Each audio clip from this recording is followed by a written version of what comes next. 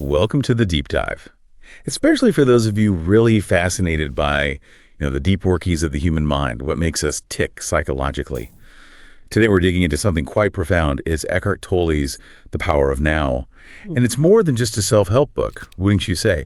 It feels like a real source of insight for anyone exploring consciousness. It promises this shift from all that mental chatter to quiet. Our mission today is really to unpack what Tolle's ideas mean for understanding our own psychology. Absolutely. And what's so striking, I think, is how directly Tolle addresses the root of psychological suffering. He points the finger straight back at our own minds, specifically this habit we have of, mental time travel. Constantly dwelling on the past or spinning out about the future.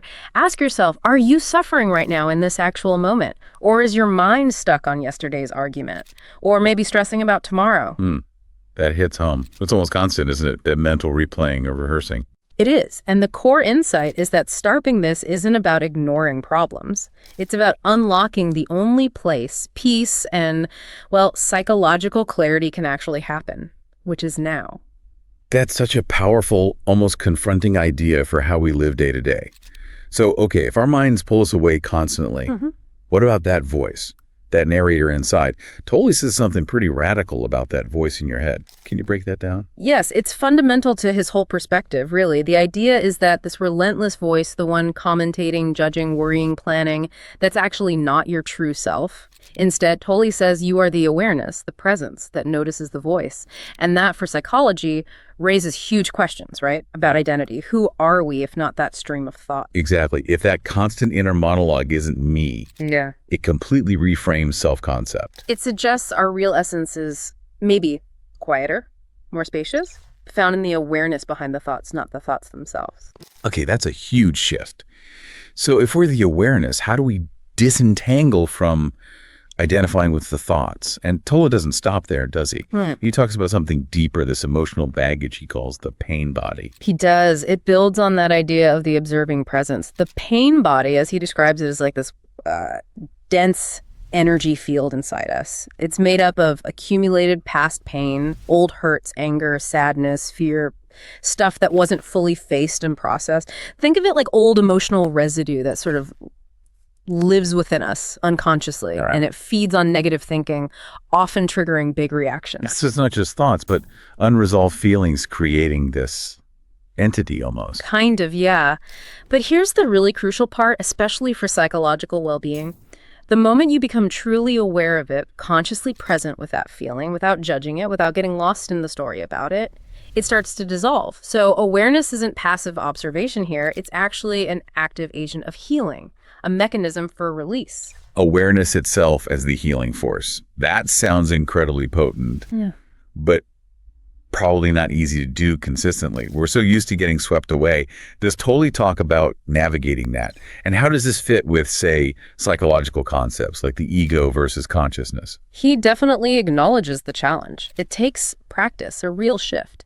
And that distinction between ego and consciousness is key to understanding that shift.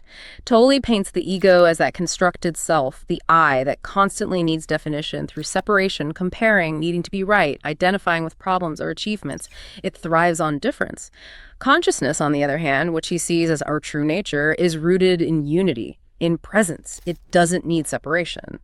So the ego is built on me versus them, or me versus the world. Exactly. And being fully present with that's not about passive resignation. It's about surrendering the mental fight against the reality of this moment, accepting it fully without the labels and judgments the ego wants to impose.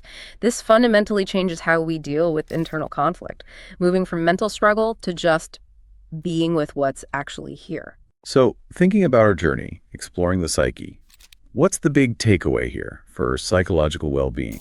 It seems to circle back to this core idea. Peace, clarity, even a sense of personal power. They don't come from analyzing the past or controlling the future, but from right now. It's not about stopping thought, is it? More like thinking consciously, observing it all, thoughts, emotions, even that pain body without being totally consumed. Precisely. Let's quickly recap those core psychological insights we've touched on from Tolle. First, this liberating idea. The voice in your head isn't you, it's something you observe. Second, the pain body, that reservoir of old emotional pain, can actually dissolve through awareness, which is profound for healing. And third, that crucial difference. The ego thrives on separation and feeds suffering, while consciousness finds freedom in unity and presence.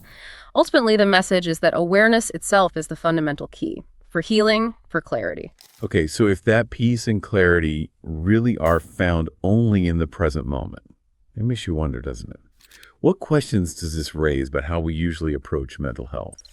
Our often relentless search for answers outside of just being with what is right now. Something for you to consider as you continue exploring psychology. How might thinking consciously, really stepping into the present, fundamentally change your own experience and understanding? So this book summary is powered by International Psychology Association. Follow us for more interesting book summaries and psychology updates.